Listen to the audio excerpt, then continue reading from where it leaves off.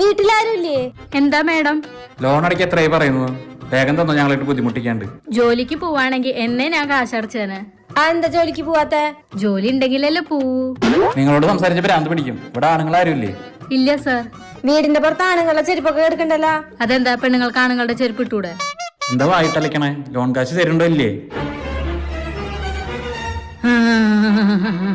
മക്കളെ, മുത്തിയമ്മ വന്നടാ. പേടിക്കണ്ട മക്കളെ, നിങ്ങളുടെ കാശ് തരും. അന്നാ കാശിതായോ? ഇന്ന് വെള്ളിയാഴ്ച, ഇന്നാർക്കും കാശ് കൊടുക്കാൻ പാടില്ല. ഇന്ന് പോയിട്ട് എന്ന് വരണം?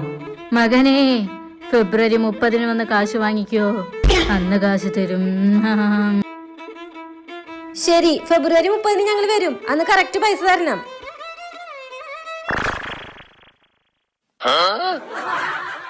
എടി, ഫെബ്രുവരിയിൽ 30 ഇല്ലല്ലോ.